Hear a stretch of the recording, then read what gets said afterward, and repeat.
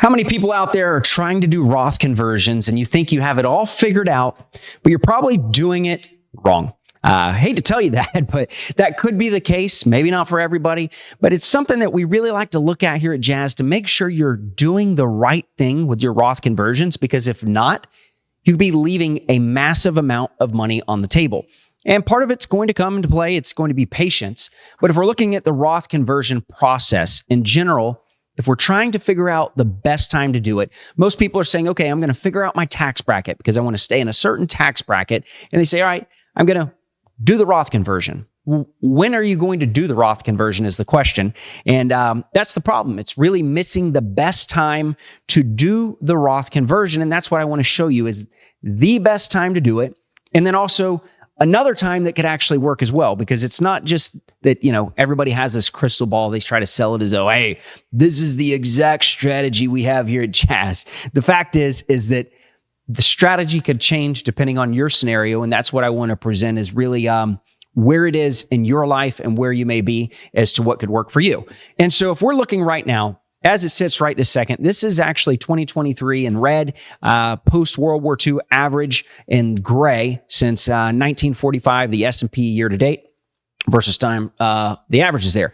And so what we're looking at is that chart. And it's like, well, when's the best time to convert? Let's figure this out, right? Well, not every year is the same, but if we really look at history, we can start to figure out some things and find some patterns here. And a lot of people look at December as the time to convert. And there are some true benefits to when to convert in December. As you can see right here, benefits knowing your tax bracket for the year. By December, you should have a good idea of, hey, you know what, this was my income for the year, or, here's where we are. Maybe you're retired, but you had part of a year of income. What I like to see is somebody they're retiring and it's their first year in retirement. They're really trying to do this, figuring everything out. Sometimes I do it as really just an ease of getting into things. It says, saying, hey, let's wait until later in the year. Let's see where your life is. Because what ends up happening is people go through the year and then they get here and, they try to convert in May or something and they figure out, oh my goodness, I actually needed to go buy a new car in July and I went ahead and paid cash for it. Well, then you've blown your tax bracket and you've really messed everything up.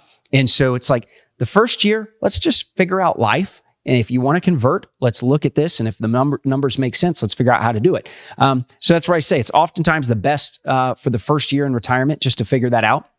And it keeps things simple. Every December, hey, I figure out my tax brackets. How much can I convert to stay under a certain limit? You've got that. So that's what a lot of people focus on. The drawback is the market's going to grow. So look right here, if you were to convert in January versus December on average, you're going to have a lot of money that you are converting after it's already grown. So think of this, if you have $100,000 in an IRA account and you wait until December, and let's just say that the market grows on average 9% right here. Well, if you're at 9% on your growth, now you have $109,000 that you have to convert. If you would have converted at 100,000, and you converted, let's say 10,000, well, now you have 9,000 that's still going to grow at 9%, but the rest of that money is going to grow tax-free. You're going to find yourself gaining a lot of momentum in that Roth IRA if you look at an earlier conversion. And so let's look at that and let's talk through it. So potentially, now I say potentially because I'm going to go through another slide here in a minute that's going to actually show you a little bit more idea for conversions, but potentially the best time to convert, if you really knew exactly what your whole life looks like for the entire year and you could predict it out, would be January. Because looking right here, as I'd mentioned in the previous slide, January is the best time historically because the market's going to historically continue to go up throughout the year.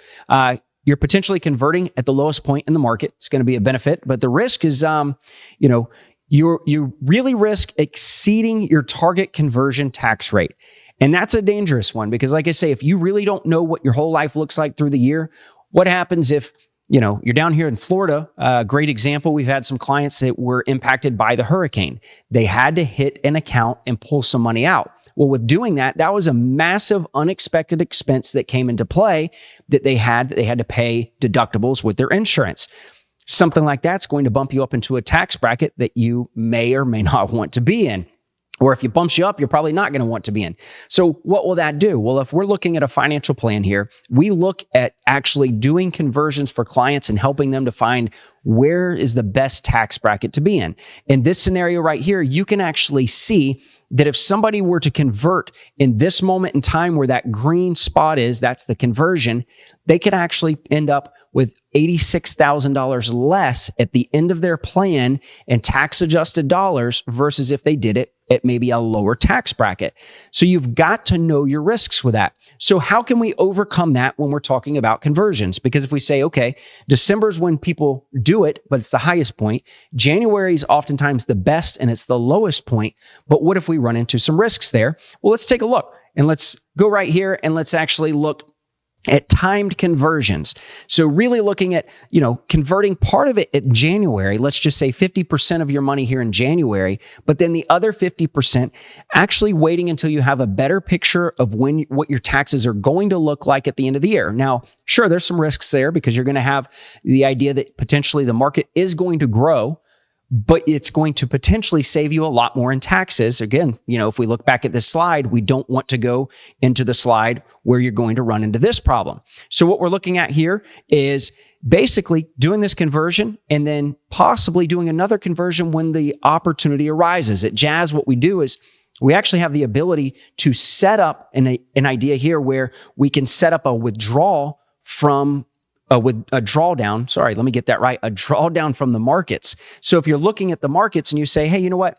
If the market falls 10% and let's just say August, we're going to make sure we've alerted the client, let them know so that we can look to do that conversion. So we're always looking at the perfect opportunity for that client to let them know, make sure they have a great picture of where their taxes are for the year. Maybe they've already done some conversions and figure it out from there. Now, it's not a one size fits all. Everybody's scenario is different, but that's some stuff that we're wanting to look at to make sure that we're adding that extra layer that we always talk about here at Jazz. So if you found some benefits from this, be sure to hit the thumbs up. Let us know what you think. Or if you have a certain strategy that you're doing with your conversions, let me know in the comments.